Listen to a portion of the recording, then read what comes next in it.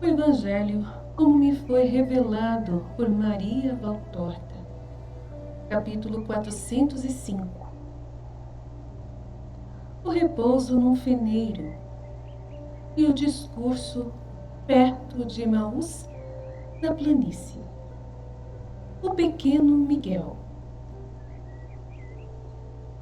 Valtorta descreve a visão do dia 28 de março de 1946.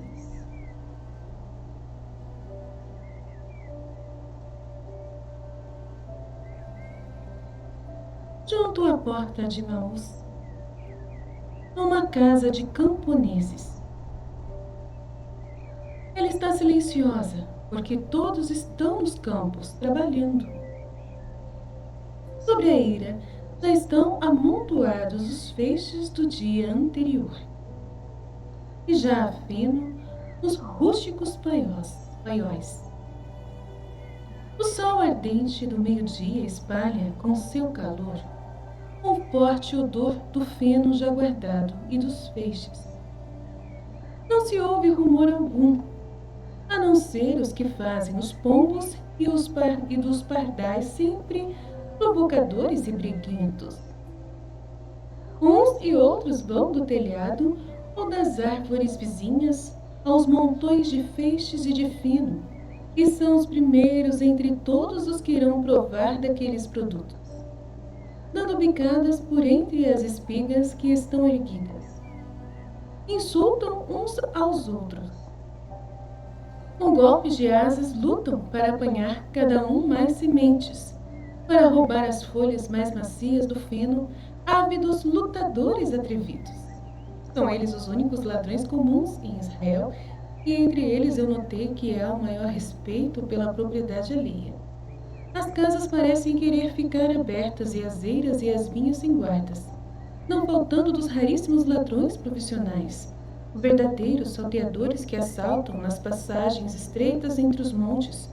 Não há aqui os ladrõezinhos, nem mesmo simplesmente os gulosos que estendem a mão para as árvores frutíferas ou para o pombinho dos outros.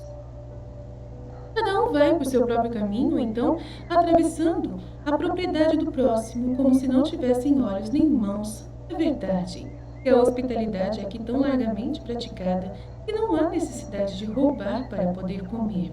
Somente para com Jesus e por causa de um ódio que é tão grande, a ponto de fazer que se descuidem do costume secular de ser hospitaleiro para com o peregrino dos peregrinos. Somente para com ele é que se verifica o fato de casas que lhe negam hospitalidade e comida, mas para com outros geralmente há piedade, especialmente para as classes mais humildes. Assim é que os apóstolos, depois de terem batido a porta fechada de uma casa e não tendo encontrado ninguém, foram pôr-se ao abrigo de um telheiro, sob o qual há ferramentas agrícolas e recipientes vazios. E como se fossem donos, serviram-se dos montes de feno como cadeiras, de baldes usados no poço e das moringas para beberem e também para molhar os pedaços de pão mofado e de cordeiro já frio que eles vão comendo quase em silêncio, pois estão cheios de sono e atordoados pelo sol. E com a mesma liberdade com que serviram do feno e das moringas, estende-se depois por cima do feno cheiroso e logo se ouve um coro de rosnadores, em vários tons e de diferente duração. Jesus também está cansado, mais do que cansado. Ele está triste. Ele fica olhando por longo tempo os 12 que estão adormecidos e reza. E pensa, acompanhando maquinalmente com os olhos as lutas dos pardais e dos pombos e o voo rápido das andorinhas sobre a eira ensolarada. Parece que os estridores dessas velozes mestras do voo estejam dando respostas curtas e afirmativas às perguntas penosas que Jesus faz a si mesmo. Depois ele se estende sobre o feno e logo em seguida aqueles olhos doces e tristes, cor de safira, são velados pelas pálpebras, enquanto seu semblante se compõe no sono e talvez porque no sono ele fique abatido pela tristeza do coração. Seu rosto fica com as feições que revelam muito cansaço e da dor que vai depois da morte. Voltam os camponeses donos da casa, homens, mulheres e crianças, e com eles estão os discípulos vistos antes. Eles veem Jesus e os seus dormindo sobre o feno e vão baixando a voz, até que ela vire um sussurro, para não despertá-los. Algumas mães oferecem o peito às crianças para que não querem calar-se. Pelo menos elas estão dando a entender que não querem isso. Um dos pequeninos vai dando os passos de um pombinho e com o dedinho na boca observa Jesus, e é o mais bonito, disse ele. Pois Jesus está dormindo com a cabeça apoiada sobre o braço dobrado, servindo de travesseiro. E todos descalços na ponta dos pés acabam indo imitar o primeiro. E entre todos estão o Matias e o João, que se comovem ao vê-lo dormindo assim sobre o feno. E Matias observa como era aquele seu primeiro sono. Também agora o nosso mestre é menos feliz do que naquele tempo. Até a mãe lhe está faltando. É verdade.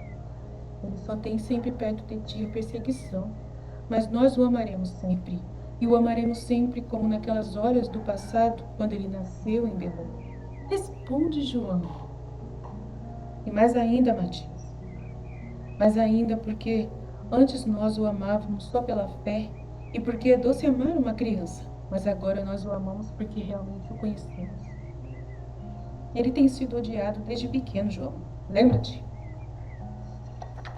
Lembra-te do que aconteceu quando quiseram matá-lo. E Matias empalidece, só de lembrar. É verdade, mas bendita seja aquela dor. Nós perdemos tudo, menos ele. Isso é o que importa. E é que nos teria adiantado se tivéssemos assim os nossos pais, nossa casa e nosso modesto bem-estar, se nosso mestre Jesus Messias estivesse morto. É verdade. Tens razão, Matias. E é que nos adiantará possuir até todo o mundo quando ele não estiver mais neste mundo? Nem me fales isso. Antes estaremos abandonados mesmo. E de vós? Nós ficamos aqui perto do mestre, de João, despachando os camponeses. É desagradável não termos pensado em dar-lhes a chave. Eles poderiam ter entrado na casa e se acomodado melhor, diz o homem mais velho da casa. Nós lhe diremos, e ele já se sentirá feliz por vosso amor e dito.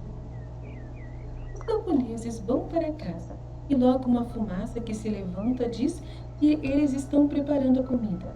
Mas o estão fazendo com cuidado, entretendo as crianças e fazendo o mínimo possível barulho. E também, sem barulho, vão levando depois as comidas para os discípulos e murmuram. Para eles nós as conservaremos separadas para quando eles acordarem.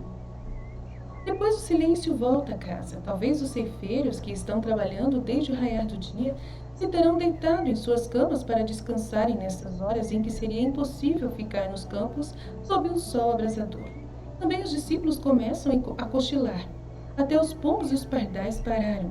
Somente as andorinhas continuam incansáveis e o seu voo rápido escreve palavras azuis no espaço e palavras de sombra por baixo de suas asas brancas. O pequenino, de pouco antes, muito bonito na pequena camisa curta, em que foi reduzida a sua veste nesta hora tórrida, põe a cabeça morena para fora da porta da cozinha e dá uma olhadela. Anda para a frente, tomando cuidado com seus pezinhos tenros, e estão sofrendo por causa do chão que está quente devido ao sol. A pequena camisa desabotoada está para cair e escapar do ombro gorducho. Ele chega até os discípulos e procura passar por cima deles para ir ver Jesus de novo. Mas suas perninhas são muito curtas para que ele possa passar por cima dos corpos musculosos dos adultos e ele tropeça.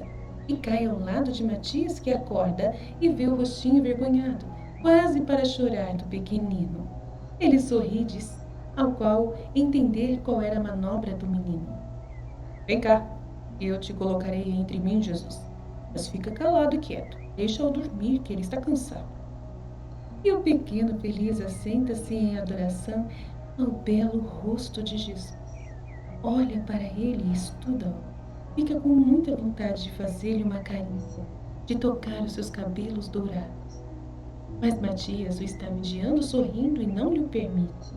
Então o pequenino lhe pergunta em voz baixa. Ele dorme sempre assim? Sempre assim, responde Matias. Ele está cansado por quê? Porque caminha muito e fala muito. Para que ele fala e caminha? Para que ele fala e caminha? Para ensinar os meninos a serem bons, a amar o Senhor, a fim de irem com ele para o céu. Lá em cima? Como é que se faz? É longe. A alma, tu sabes o que é a alma? Não, é a coisa mais bonita que há em nós. E mais bonita do que os olhos. A mamãe me disse que eu tenho por olhos duas estrelas. E as estrelas são bonitas, sabes? O discípulo sorri e responde: é mais bonita do que as estrelinhas dos seus olhos, pois a alma é boa e mais bonita do que o sol. Oh, e onde que ela está? Onde é que eu a tenho? Aqui no coraçãozinho. Ela vê, ouve tudo e nunca morre. E quando alguém nunca faz o mal e morre como justo, a alma voa lá para o céu, para cima com Deus. Com ele? E o pequeno mostra Jesus. Sim, com ele. Mas ele também tem uma alma? Sim, ele tem uma alma e a divindade, porque é Deus este homem que estás olhando. Como sabes disso? Quem foi que te disse? Os anjos. O menino, que estava sentado bem ao lado de Matias, não pôde receber tranquilamente essa notícia, mas dá um salto e põe-se em pé, dizendo: tu já viste os anjos? E olha para Matias, abrindo seus olhos grandes. E foi tão espantosa a notícia para ele que por um instante até se esquece de Jesus. E por isso não vê que ele já está com os olhos meio abertos, despertado que foi pelo leve grito do menino, e depois com sorrisos fecha de novo e vira a cabeça para o outro lado. Silêncio, estás vendo? Ou eu te mando embora. Vou ficar bom. Mas como é que são os anjos? Quando foi que os viste? A vozinha transformou-se num sussurro. E Matias, com paciência, fala da noite do Natal ao pequeno e tornou a ir sentar-se em seu peito extasiado. E com paciência vai lhe respondendo todos os porquês. E por que foi que nasceu no estábulo? Ele não tinha casa? Não tem uma mãe? Era tão pobre a ponto de não ter uma casa. Não tem uma mãe? Onde está a mãe dele? Por que é que ela o deixou só? Quando ela sabe que já o quiseram matar, ela não lhe quer bem? É uma chuva de perguntas e outra de respostas. E a última é que Matias responde: Mas Sebastião, ela quer muito bem, a mãe santa do seu divino filho, mas faz o sacrifício de sua dor ao deixá-lo para que os homens se salvem, para consolar-se. Ela pensa que ainda haja homens bons, capazes de amá-lo, e essa ideia desperta esta resposta. E há meninos bons que o amam, não sabes? Onde é que ela está? Dize-o para mim, que eu irei. Aí o menino fala, né? Dize-o para mim que eu irei onde ela está e lhe direi: não chores. Ao teu filho eu dou amor, que achas? Ela ficará contente? Acho que é ele que fala, né? O menino fala aqui. E que há meninos bons que o amam, não sabes? Onde é que ela está? Dize-o para mim, que eu irei onde ela está e lhe direi: não chores, ao teu filho eu dou amor, que achas? Ela ficará contente? Muito contente, menino, diz Matias beijando. E ele também ficará contente? Muito, muito, eu lhe o direi quando ele despertar. Oh sim, mas quando é que ele vai despertar? O menino está ansioso. Jesus não resiste mais. Ele se vira com os olhos bem abertos e com um sorriso luminoso e diz: já o disseste a mim, porque eu ouvi tudo. Vem cá, menino. Fecha a porta.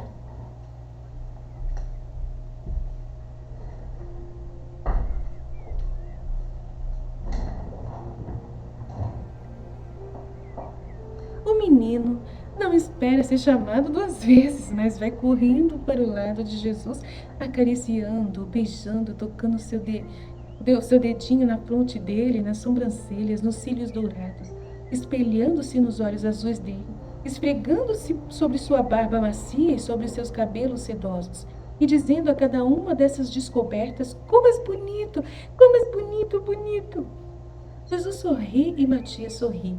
E depois, à medida que os outros vão acordando, visto que o pequeno não é mais o centro de todas as atenções, os discípulos dos apóstolos sorriem ao verem aquele exame cuidadoso, feito por aquele homenzinho seminu, gorducho, que observa Jesus de alto a baixo, da cabeça aos pés, e termina dizendo: mira-te! e explica depois. É para ver as asas. E pergunta decepcionado. Por que não as tens? Eu não sou anjo, menino. Mas és Deus. Como fazes para seres Deus se não és cheio de asas? Como farás quando quiseres ir para o céu? Eu sou Deus. Mas é que Deus não tem necessidade de asas. Eu faço o que eu quero e tudo posso. Então, faze que meus olhos fiquem como os teus. Eles são tão bonitos. Oh, não. Os que já tens fui eu quem te deu. E assim me agradam. Diz isto sim, que torne a tua alma de justo, para que ame sempre mais. Ela também foi feita por ti, e então ela te agradará como eu a tenho. Diz em sua lógica infantil, menino. Sim, agora ela me agrada muito porque és inocente. Mas ao passo que teus olhos serão sempre dessa cor de azeitona madura, e a tua alma de branca pode se tornar preta se te tornares mal. Mal não. Eu te quero bem e quero fazer como os anjos mandaram. Fazer quando tu nasceste. Paz a Deus no céu e glória aos homens de boa vontade. Diz o pequenino trocando as palavras, o que provoca uma fragorosa risada nos adultos, coisa que humilha e faz que eles se calem. Mas Jesus mesmo corrigindo o consola. Deus é sempre paz, menino. É a paz. Mas os anjos lhe davam glória pelo acontecimento do nascimento do Salvador e davam aos homens a primeira regra para obter-se a paz que do meu nascimento haveria de provir. Ter boa vontade, esta que tu queres. Sim, então me dás essa paz, coloca em mim no lugar em que aquele homem diz que eu tenho minha alma, e com os 2 dedos indicadores ele mostra muitas vezes o seu peito. Sim, pequeno menino, como te chamas? Miguel. Nome do poderoso arcanjo São Miguel. Então, que te seja dada boa vontade, Miguel, e que tu sejas um dos confessores do verdadeiro Deus, dizendo aos perseguidores, como disse o teu angélico protetor, São Miguel, quem como Deus, se bendito agora e sempre, e lhe impõe as mãos. Mas o pequeno não ficou convencido, ele disse, não, beija aqui minha alma, e aí dentro estará a sua bênção, e aí ficará fechada, e ele descobre o pequeno peito para ser beijado, sem que nenhum obstáculo tenha vindo opor-se entre seu pequeno corpo e os lábios divinos. Sorriem e ficam comovidos também os presentes, e bem que há motivo. A fé maravilhosa do inocente, que por instinto, como diriam alguns, mais que eu digo, por um estímulo espiritual, foi a Jesus. É verdadeiramente comovente, e Jesus o faz notar dizendo, oh, se todos tivessem coração de criança. Enquanto isso, as horas passaram. A casa se reanima, vozes de mulheres, de meninos e de homens se fazem ouvir, e uma das vozes das mães chama, Miguel, Miguel, onde estás? E aparece apavorado, olhando para o poço profundo, com um atroz pensamento em seu coração. Não tenhas medo, mulher, o teu filho está comigo. Eu temia que ele gosta de brincar com água. De fato, ele foi a água viva que desce do céu para dar vida aos homens. Ele ficou te aborrecendo, ele me escapuliu, saindo tão sorrateiro que eu nem percebi. Desculpa-se a mulher. Oh, não, ele não me aborreceu, ele me consolou. Os meninos não fazem Jesus sofrer. Estão chegando os homens e as outras mulheres, o dono da casa disse. Entra e vem comer. Me perdoa se não te tratamos como o dono de nossa casa desde o primeiro momento em que te vimos. Eu nada tenho a perdoar, homem. Aqui eu fiquei muito bem. O teu respeito me presta muita honra. Nós tínhamos alimento e a água do teu poço é fresca e o feno macio. É mais do que precisa o filho do homem. Eu não sou nenhum sátrapa da Síria. E Jesus, acompanhado pelos seus, entra na ampla cozinha para tomar o alimento, enquanto na eira os homens estão preparando tudo de tal modo que haja lugar para todos os que estão chegando de todos os lados para ouvirem o mestre. e outros se apressam em preparar as bebidas, os alimentos e a tirar o couro de um cordeirinho para dá-lo como alimento durante a viagem dos evangelizadores. E as mulheres trazem ovos e manteiga. Isso provoca os protestos de Pedro, que está dizendo justamente assim, que não se pode transportar nos alforjes um alimento tão fácil assim de derreter-se com aqueles calores. Mas os potes aí estão por algum motivo. As mulheres enchem um deles de manteiga e o fecham, depois o descem ao poço para que se esfrie o máximo possível. Jesus agradece e gostaria de diminuir todas aquelas ofertas, mas como? São palavras desperdiçadas, porque outros presentes estão chegando de toda parte e cada ofertante ainda se desculpa por estar dando pouco. Pedro murmura: bem, se vê que por aqui andaram os pastores terreno bem tratado, terreno bom. A ilha está cheia de pessoas, todas bem dispostas, por mais que o dia ainda não se tenha refrescado. E em último raio do sol ainda castiga a ira. Jesus começa a falar: a paz esteja convosco. Eu não estou logo aqui onde vejo que já é conhecida a doutrina do mestre de Israel devido ao trabalho dos bons discípulos, para repetir-vos o que ele já os disse. Como vós já o sabeis, eu deixo aos bons discípulos a glória e a tarefa de vos terem instruído e de fazê-lo sempre de um modo capaz de dar-vos a segurança perfeita de que eu sou o verdadeiro prometido de Deus e que a minha palavra vem de Deus. E os teus milagres vêm de Deus, bendito sejas tu, grita uma voz de mulher lá no meio da multidão, e muitos se viram para olhar naquela direção. A mulher levanta nos braços um filho sadio e risonho e grita: Mestre, o pequenino João que curaste em Águas Belas é aquele pequenino que teve os quadris esmagados e que nenhum médico podia curar, e eu levei a ti com fé e tu o curaste segurando-o sentado em seu colo. Eu me lembro, mulher, a tua fé mereceu milagre. Ela cresceu, mestre. Todos os meus parentes creem em ti. Vai, meu filho, agradecer ao Senhor. Deixai ir a ele. Pede a mulher. E a multidão se abre para deixar passar o menino que vai sem demora a Jesus, estendendo seus braços para poder abraçá-lo, e que acontece por entre os hosanas e os comentários das pessoas da cidade e das que vêm de fora, porque os da campina já sabiam do fato e não ficam espantados com isso. Jesus recomeça a falar segurando o menino pela mão. Eis então confirmada para uma mãe agradecida a minha natureza, e confirmado o poder da fé no coração de Deus, que não decepciona nunca os que creem os justos pedidos de seus filhos. Eu vos convido a lembrar-vos de Judas Macabeu, quando ele se viu colocado nesta planície, estudando o formidável acampamento de Gorges, com um exército contado com 1000 soldados de infantaria, 1000 cavaleiros adestrados para a batalha, bem protegidos por couraças e por armas de torres de guerra. Judas olhava com seus 3000 soldados de infantaria, que não tinham escudos nem espadas, e percebia que o temor ia penetrando nos corações de seus soldados. Então ele falou na força do seu direito o que Deus aprovava, porque não era para praticar abusos, mas somente para a defesa da pátria invadida e profanada. E disse: que não vos espante o número deles, nem tenhais medo do ataque deles. Lembrai-vos de como os vossos pais foram salvos no Mar Vermelho, quando o faraó os perseguia com um grande exército. E tendo-se reanimado a fé no poder de Deus, que está sempre com os justos, ensinou aos seus os meios para obterem auxílio. E disse: agora, pois, levantemos nossa voz até o céu, e o Senhor terá piedade de nós. E recordando-se da aliança feita com nossos pais, destruirá hoje diante de nós esse exército. E todos os povos conhecerão que há um Salvador que liberta Israel. Eis, eu vos mostro 2 pontos capitais para termos Deus conosco e ajudar-nos em nossas justas empresas.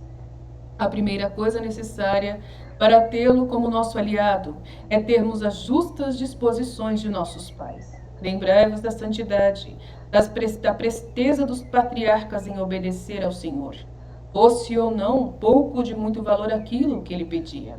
Lembrai-vos de com qual fidelidade eles se mantiveram fiéis ao Senhor. Muito nos lamentamos em Israel por não termos mais o Senhor conosco, tão favorável a nós como em outros tempos. Mas Israel ainda tem as disposições de seus pais? Quem foi que rompeu e continua a romper continuamente a aliança com o Pai? A segunda coisa capital para termos Deus conosco, a humildade. Judas Macabeu era um grande israelita e era um grande soldado. Mas ele não disse: hoje eu vou destruir este exército e os povos haverão de conhecer que eu sou o libertador de Israel.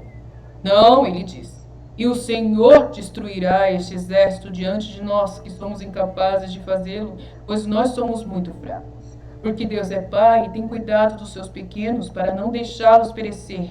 Manda os seus poderosos combatentes para combaterem com armas sobre-humanas os inimigos de seus filhos. E quando Deus está conosco, quem poderá vencer-nos? Isto é o que deveis dizer sempre, agora e mais ainda no futuro. Quando quererão vencer-vos? E não só uma coisa passageira, como é uma batalha nacional, mas em uma coisa muito mais ampla, tanto no tempo como nas consequências para vossas almas. Não vos deixeis levar pelo susto nem pela soberba. Essas duas coisas são prejudiciais. Deus estará convosco se fordes perseguidos por causa do meu nome, e vos dará força nas perseguições. Deus estará convosco se fordes humildes, se reconhecerdes que vós, por vós mesmos, não sois capazes de nada, mas que podeis tudo se estiveres unidos à vontade do Pai. Judas não se vangloria, nem usa do título de Salvador de Israel, mas dá esse título apenas ao Deus eterno. De fato, é inutilmente que os homens se agitam, se Deus não estiver ajudando os esforços deles, ao passo que, sem se agitar, quem vence é aquele que somente confia no Senhor. Pois só o Senhor sabe quando é justo premiar com a vitória, e quando é justo punir com a derrota, se quer castigar. Estulto é o homem que quer julgar a Deus e dar conselhos a Deus ou criticá-lo em seus desígnios. Pensai em uma formiga que, observando a obra de um cortador de mármore, lhe disseste: tu não sabes fazer isso, eu faço melhor e mais depressa do que tu. A mesma coisa faz o homem soberbo e orgulhoso que quer ensinar a Deus.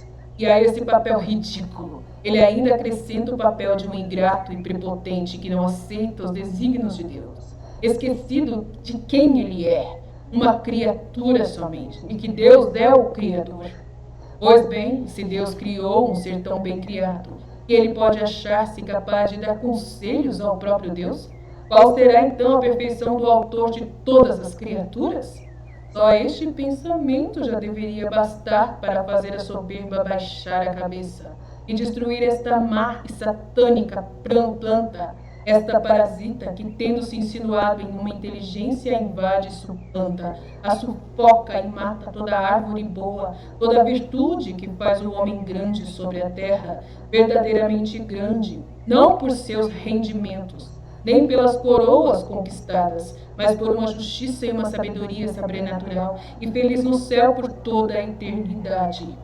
E prestemos então em um outro conselho que é dado pelo grande Judas Macabeu, e pelos acontecimentos daquele dia nesta planície, tendo-se travado a batalha as fileiras de Judas, com as quais Deus estava, venceram e destruíram os inimigos. Uma parte pontos em fuga até Gezeron, Azoto, Idumeia e Jânia, diz a história, e a outra parte transpassando-os a espada e deixando-os mortos no campo em número de mais de 3.000. Mas aos seus homens armados, desejosos de vitória, Judas disse: não fiqueis parados a fazer presa, porque a guerra ainda não acabou, e Gorgias, com o seu exército, está na montanha perto de nós. Por enquanto, temos que combater ainda contra os nossos inimigos e vencê-los completamente, para depois tranquilamente fazer a presa. E assim fizeram, e tiveram uma vitória segura, e uma grande presa e a libertação. E ao voltarem, cantavam as bênçãos de Deus, porque Ele é bom e porque sua misericórdia é eterna. A presa é quando eles vão no acampamento dos inimigos e tomam posse das armas, tomam posse dos bens dos inimigos, que daí são mortos, daí eles vão no acampamento e levam tudo, uma boa presa.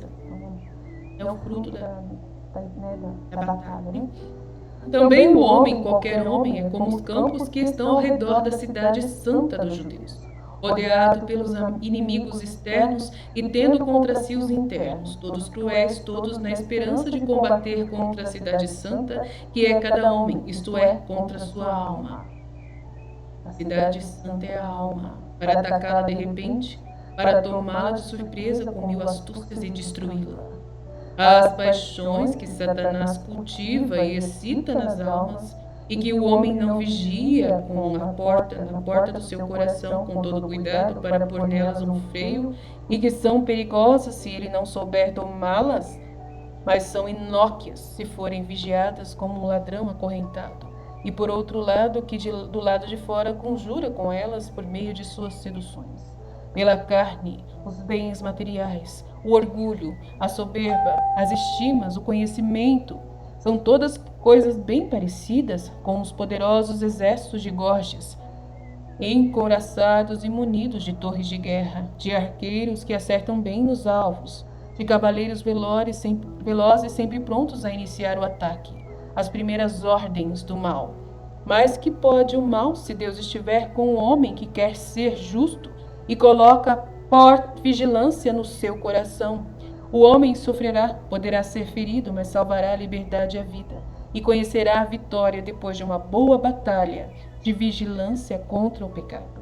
Contudo, essa vitória não há de ser só uma vez, e sim, há de renovar-se constantemente enquanto durar sua vida na terra, ou enquanto ele se despojar de sua humanidade e se tornar cada vez mais espírito do que carne, um espírito cada vez mais unido a Deus do que as flechas, as feridas ou as fogueiras da guerra, que não podem fazer mais-lhe mal em seu interior, mas cai depois de o terem atingido superficialmente, como pode fazer uma gota sobre uma pedra dura e brilhante de jaspe.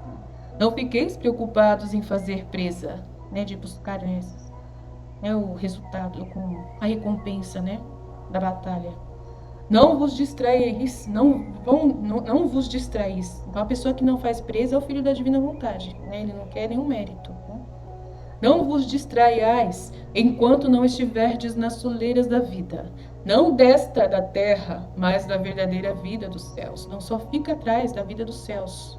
Não queira, resultado nenhum, presa nenhuma, resultado nenhum da batalha espiritual, resultado de você ficar se soberbecendo, de ficar cobrando méritos de Deus. Mas eu venci essa batalha, eu quero alguma recompensa. Não fica esperando isso, ou aproveitando das suas vitórias para poder se engrandecer e tal, mais ou menos isso. Não vos distraiais, não vos distraiais enquanto não estiverdes nas soleiras da vida, não desta da terra, mas da verdadeira vida dos céus. Então, vitoriosos, apanhais as vossas presas do céu, entrai e andai para a frente gloriosos, diante do Rei dos Reis, e dizei: eu venci, e aqui no céu está a minha recompensa, minhas presas. Eu as consegui com a tua ajuda e com a minha boa vontade. Te bendigo, Senhor, porque és bom e a tua misericórdia é eterna. Isto quanto a vida em geral para todos, mas para vós que em mim credes, vos está esperando de emboscada uma outra batalha. E mais outras batalhas, batalha contra a dúvida, a batalha contra as palavras que vos serão ditas sobre mim. Ao contrário do que eu digo, a batalha contra as perseguições. Eu estou para ser levado ao lugar para o qual eu vim do céu.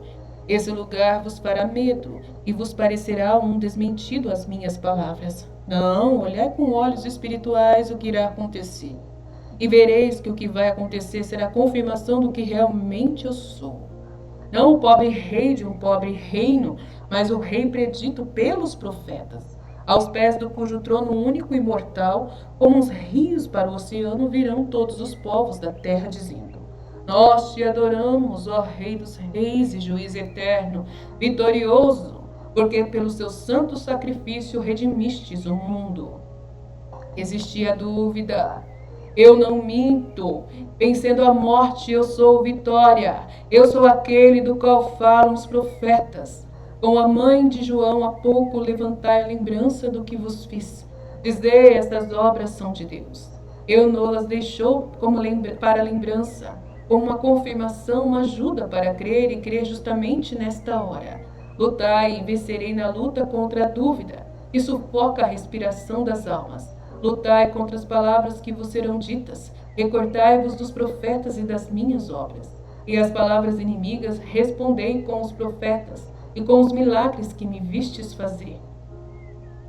Não tenhais medo e não sejam ingratos, tenham medo, tendo medo de falar daquilo que eu vos fiz. Proclamai, lutai contra as perseguições, mas não luteis perseguindo a quem vos persegue, e sim praticando o heroísmo de confessar que sois meus, diante de quem com ameaças de morte quiser convencer-vos de negar-me. Então isso serve para a gente nesse tempo de tribulação que nós já estamos vivendo. Lutai sempre contra os inimigos, todos, contra a vossa humanidade, é a vontade humana. Isto é, contra os vossos medos, que é a vontade humana, contra os compromissos indignos, com as alianças interesseiras e mundanas, as pressões mundanas, as ameaças mundanas, as torturas e a morte. A morte. Eu não sou como o chefe de um povo que diz ao seu povo: sofrei por mim enquanto eu gozo. Não. Eu sofro em primeiro lugar e para vos dar exemplo em primeiro lugar. Eu não sou alguém que está à frente dos exércitos e diz aos exércitos: combatei para defender-me. Não. Eu vou à frente e morro para me dar-te a vida. Não, eu sou o primeiro que combate. Eu morrerei em primeiro lugar para ensinar-vos a morrer. Assim como eu tenho sempre feito o que eu disse, que se deve fazer pregando a pobreza. Eu permaneci pobre pregando a continência espiritual e da carne. Eu permaneci casto, pregando a temperança. Fui sóbrio, pregando a justiça. Fui justo, pregando o perdão. Perdoei e perdoarei sempre. Manso. Como fiz tudo isso, farei também a última coisa. Eu vos ensinarei como é que se redime. Ensinar-vos-ei não com palavras, mas com os fatos.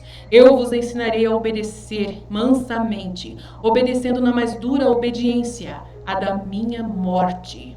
Eu vos ensinarei a perdoar, perdoando, no meio dos meus últimos sofrimentos, como perdoei quando estava sobre a palha do meu berço, a humanidade que me havia arrancado dos céus. Eu perdoarei como sempre perdoei a todos por minha conta, aos pequenos inimigos, aos inertes, aos indiferentes, aos volúveis, e aos grandes inimigos que não só me causam a dor de ficarem apáticos diante do meu poder e do meu desejo de salvá-los, mas que me dão e darão o último espasmo de serem os deicidas. Eu perdoarei, e visto que aos deicidas impenitentes em vão poderei dar a absolvição, pedirei ainda com os últimos espasmos ao Pai, para que os perdoe, para pois ficarem embriagados por um licor satânico.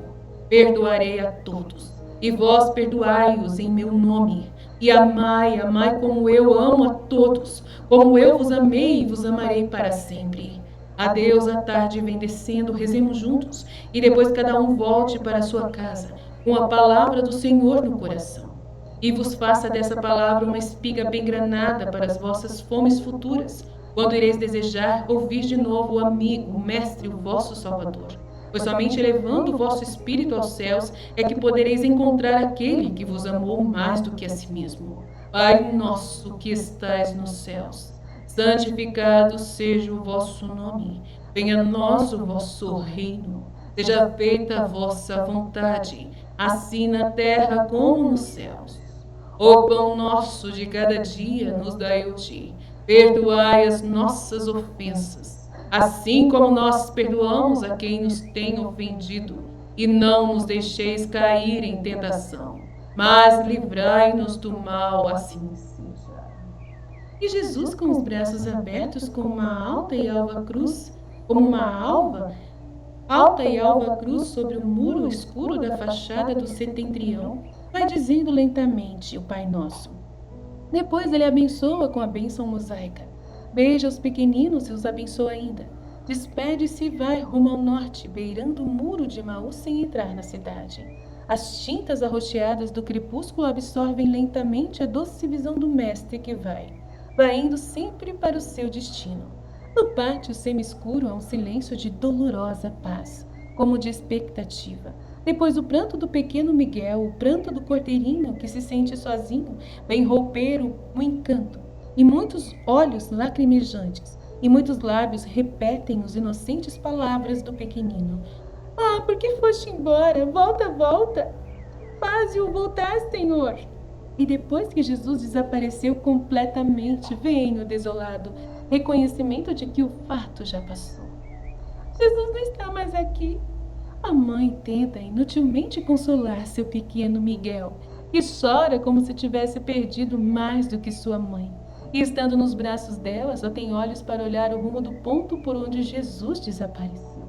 E estende os braços clamando: Jesus, Jesus! Jesus espera, vê que está um pouco longe e depois diz: Vamos a Jope. Os discípulos trabalharam muito lá e a cidade espera a palavra do Senhor. Não há muito entusiasmo pela ideia de prolongar mais o caminho, mas Simão Zelotes faz observar que de Jope até as propriedades de Nicodemos e as de José é perto, e que as estradas são boas. E João está contente porque se vai rumo ao mar. E os outros, levados por essas considerações, acabam concordando em ir mais dispostos, pela estrada que vai para o mar. Jesus diz a Valtorta: Colocarás aqui a visão de 20 de setembro de 1944. Jesus e os gentios em uma cidade marítima. E dareis este título: Jesus em Jope fala a Judas de Queriote e a uns gentios. Porque aquele episódio lá aconteceu depois de um dia de milagres e de pregação. Piete. Aí é o capítulo próximo, 406, que ele está falando para ela. Amém? Piete, Deus abençoe a todos. Essas palavras servem para esse tempo que nós estamos vivendo, tá? Que a gente está passando por já começando a passar por uma grande tribulação, perseguição dos cristãos que já começou. Então, essa palavra vai servir muito para os tempos difíceis que iremos, né, passar. Então, que você compartilhe, guarde esse vídeo, porque na hora que você vê que as coisas estão muito, muito difíceis no mundo contra nós cristãos, que as coisas estão muito confusas, você ouça como você tem que agir. É justamente o jeito que Jesus disse: perdoar, perdoar e perdoar. Obedecer, obedecer, obedecer. Ser mansos e humildes de coração. Não fazer o mal a ninguém. Não querer perseguir os nossos inimigos. É a mensagem principal. Ser mansos e humildes de coração e não negar Jesus de forma alguma. Amém?